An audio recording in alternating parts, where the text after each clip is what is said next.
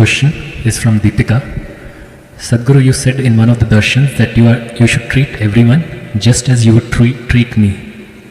Sadhguru, you are a Karuna avatar, but I have one inhuman nasty creature in my home. It becomes difficult to see you in him. How to deal with him in this situation? In how many years of marriage does this evolution happen? Or it's a devolution? I'm sure he was a wonderful, romantic, wonderful man at one time. I don't know in how many years of marriage does he become a nasty creature. And how much role you have in making of a nasty creature.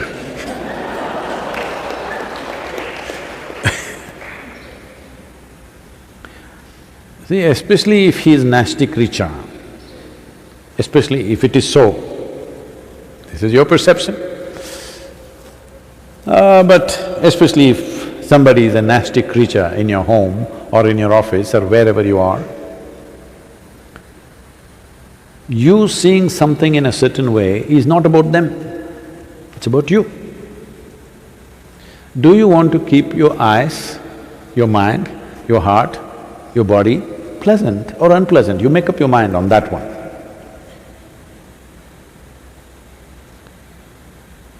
Now, if you look at him, I said even that nasty creature, please look at him, it's like me.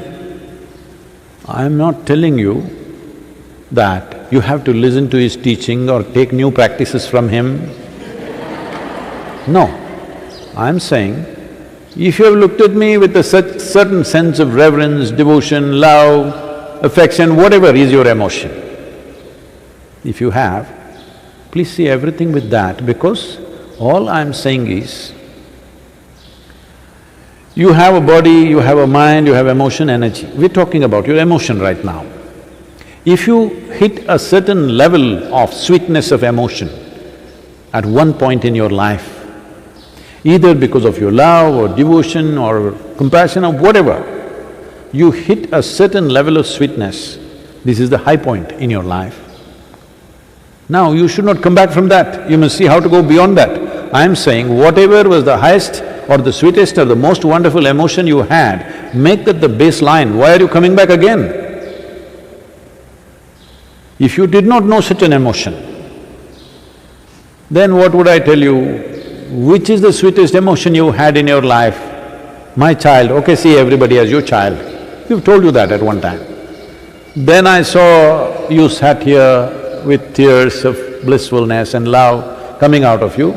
Then I said, see everybody as you're looking at me right now, because this will make your eyes, your mind, your heart, your body and your very being sweet and wonderful. This is not about him. Especially if he's being difficult, then you are being well trained. Even if you go to hell, you will do well. Yes? Because nobody has guaranteed you. Have I ever told you I will get you a ticket to heaven? I've been constantly threatening you, right here things will happen. So, you must understand this is about your transformation. The problem with you is, because you read… what are those? You are not first of all straight with yourself. Your hormones are working up. Suddenly you look at somebody, wow, can't believe she's so beautiful, she's so fantastic, he's so handsome, he's so wonderful, everything he does, ah! You're bullshitting yourself.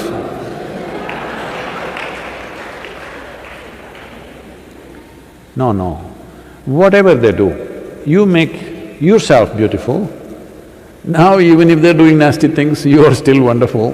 This is different. You know they're doing nasty things and you're still wonderful. This is fantastic.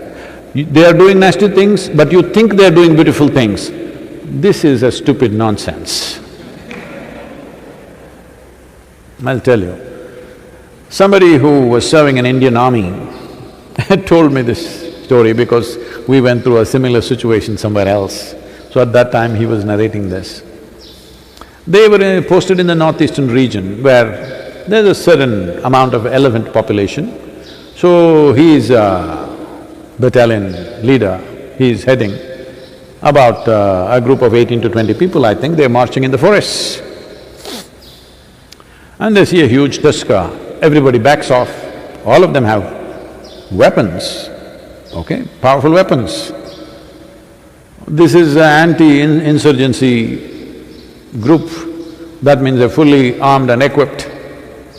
They can shoot down a tusker from 100 meters, 200 meters, whatever they want. But they all back off because that's not the reason why they are there.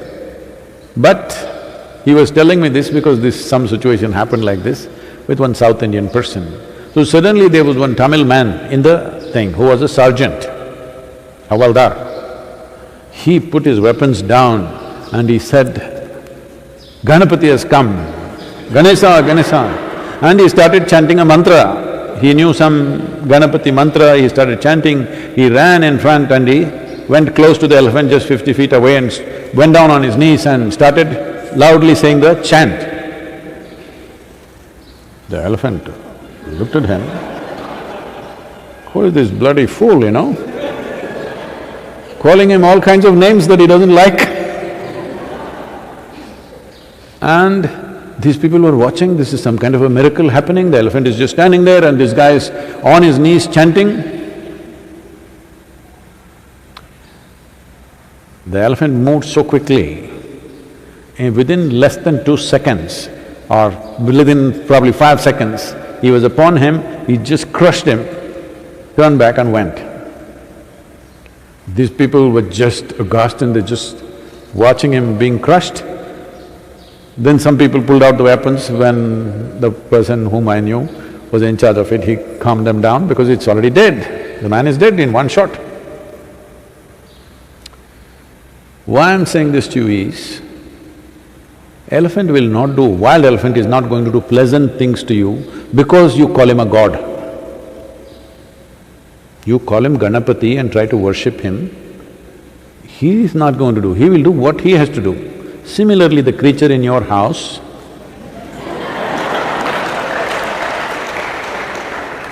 he will do what he has to do, whatever is his characteristic.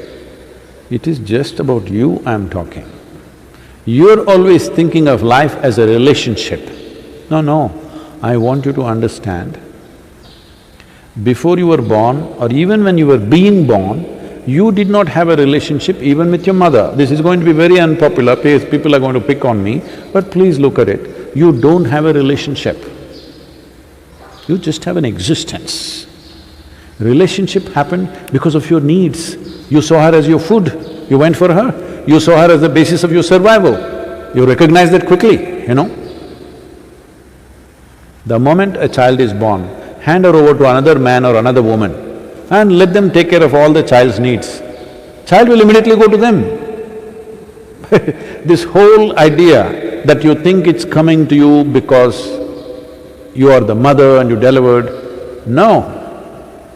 It is because of the needs you form relationships. Otherwise, there is just existence. This existence can either become conscious and live in a phenomenal presence, become available to it, or just go on doing this circus. Initially, your mother was everything, she was the most fantastic creature, and then you grew up, you became an adolescent, you saw a boy, he was the most fantastic man in the world. Then your mother came in between, suddenly you started hating her. Hello? Then the man came, he was most beautiful, then he became a nasty creature, or so you thought.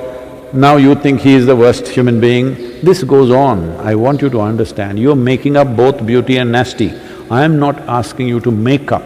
I am not asking you to think whatever this person is doing is fantastic. That's a stupid way to exist.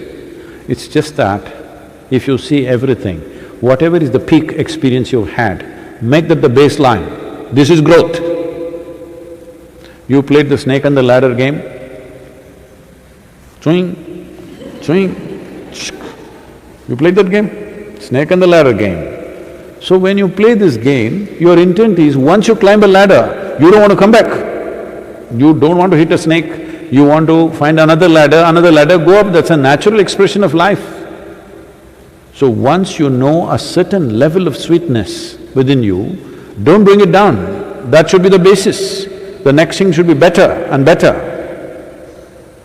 So when I said, right now you were sitting here with tears of ecstasy and love like this with me, then I said, let this be the basis. Don't go down from this. See everything as this. At least let this much happen. If this is continuously happening, constantly happening, then of course you will hit another ladder. Just a little bit of time.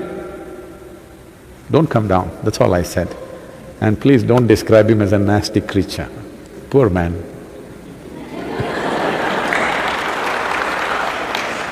This happened.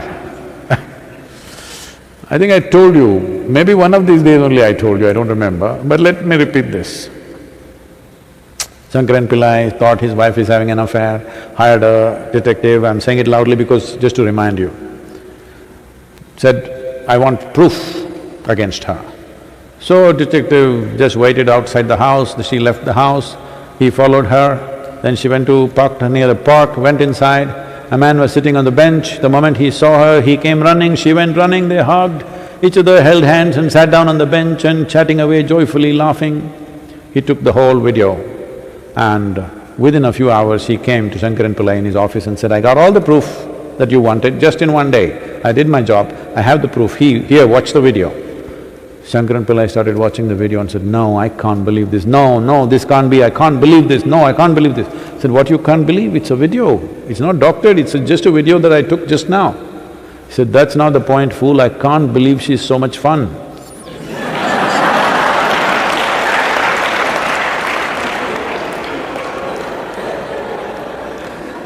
So, after 15 days is over, when the man goes away somewhere, then you will see how much fun he was.